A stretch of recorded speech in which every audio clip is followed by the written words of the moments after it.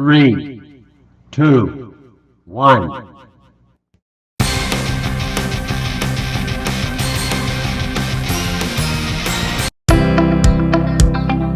Selamat malam dan selamat datang ke episod 10 podcast Tengah Malam Singkat yang bertajuk Aku dan Berita Palsu bersama saya, Elizabeth Bintan Anak Leo. Tengah malam ini, kita akan kongsikan penyebaran berita palsu di Malaysia yang bertajuk Sebaran Mesej yang mengandungi hautan palsu berkaitan bantuan SARA sebanyak RM100 mulai Ogos 2025.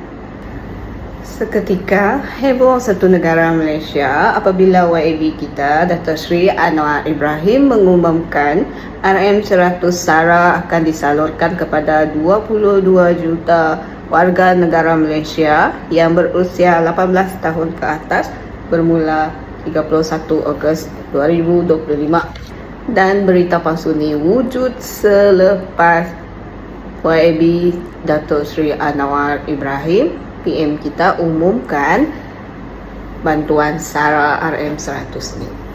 Modus operandi yang digunakan penipu ini ialah menyediakan pautan dengan poster yang berserta logo Malaysia Madani dan bersama Malaysiaku sehingga kelihatan meyakinkan rakyat bahawa pautan tersebut adalah untuk memohon bantuan SARA RM100 tersebut.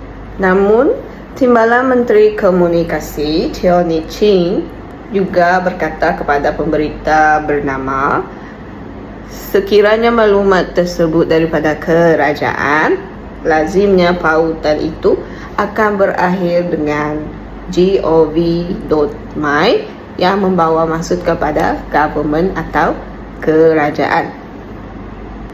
Beliau juga menambah, tiada wang akan dimasukkan ke dalam e-dompet atau touch and go.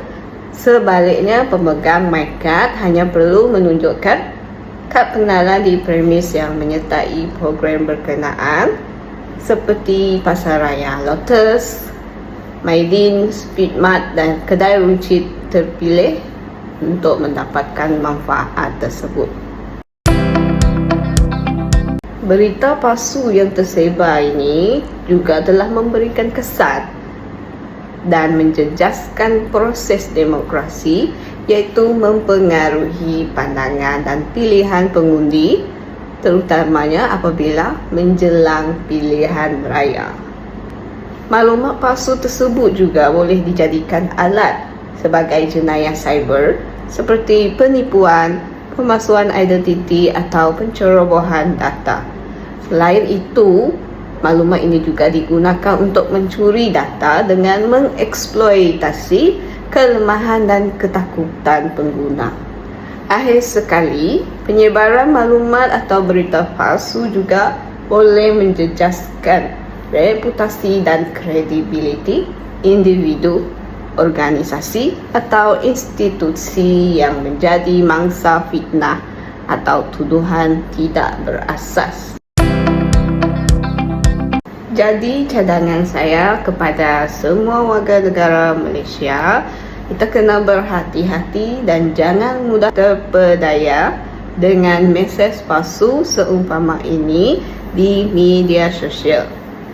Timbalan Menteri Komunikasi Teo Ni Ching juga menegaskan dan menasihati orang ramai untuk merujuk laman web rasmi atau media sosial sahih agensi kerajaan seperti Kementerian Kewangan ataupun Kementerian Komunikasi bagi mendapatkan maklumat terkini dan tepat.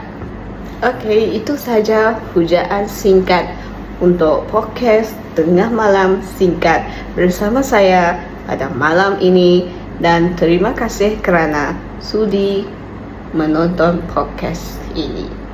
Tagline kita, ingat, tak pasti jangan kongsi.